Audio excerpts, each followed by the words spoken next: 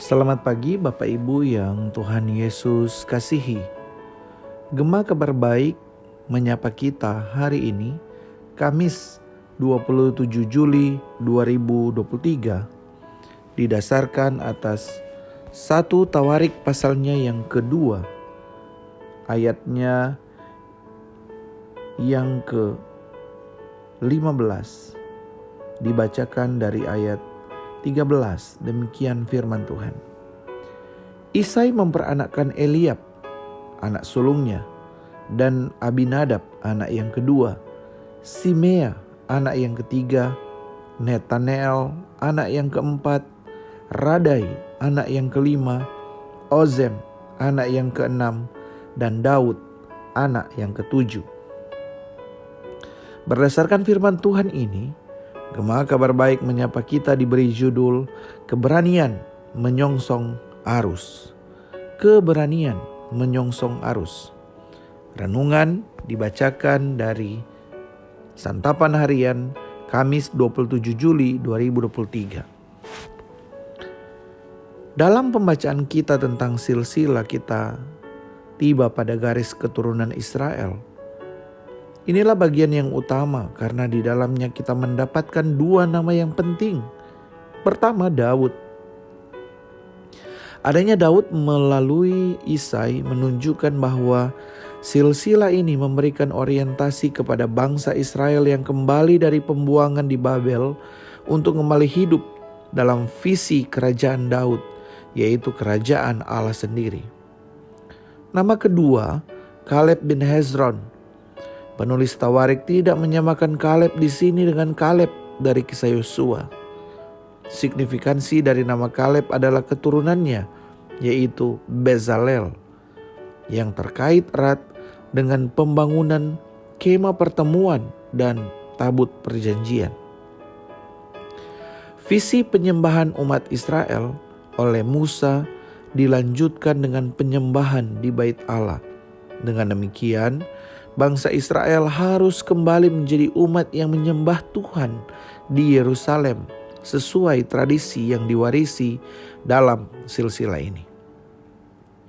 Ketika Israel berada dalam pembuangan, mereka tidak terlepas dari sejarah perjalanan bersama Tuhan. Namun, ketika mereka kembali ke Yerusalem, mereka perlu menata kembali fokus hidup mereka kepada rencana Tuhan.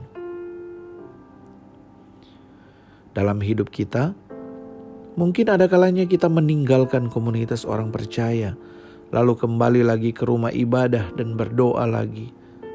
Saat kita kembali, mungkin terasa canggung, apalagi harus berfokus pada visi Tuhan.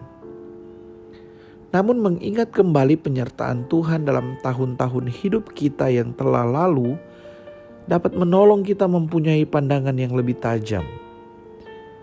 Rasa syukur dan kecukupan dapat menolong kita keluar dari sekedar insting bertahan hidup. Memberi diri lagi untuk mendengarkan arus panggilan ilahi akan membangkitkan keberanian senyap untuk melangkah maju. Berjalan bersama Tuhan seringkali tak mudah. Hati bercabang dapat membuat kita gentar. Berkali-kali kita tidak sanggup dan gagal. Tetapi Tuhan tak menyerah terhadap kita. Dalam menjaga langkah meniti batin dan menegakkan jiwa, kita kembali kepada Tuhan. Dialah yang membuat kita melangkah maju. Mari kita berdoa. Bapa di surga, kami bersyukur Engkau ada di dalam sejarah hidup kami. Dan kami melihat jauh ke belakang.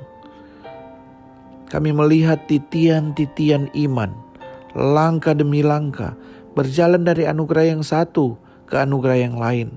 Dan kami melihat dalam tahun-tahun kehidupan kami, Tuhan mencukupkan, Tuhan memelihara, Tuhan memegang kendali. Dan biar kiranya kami dimampukan untuk terus berjalan bersama-sama dengan Tuhan, meski acap kali tidak mudah. Tolonglah kami ya Tuhan di dalam kelemahan kami.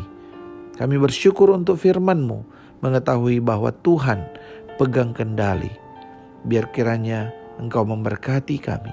Di dalam nama Tuhan Yesus Kristus kami berdoa. Amin. Bapak Ibu yang diberkati Tuhan, selamat pagi, selamat beraktivitas, selamat dengan berani menyongsong arus bersama Tuhan. Tuhan Yesus memberkati. Shalom.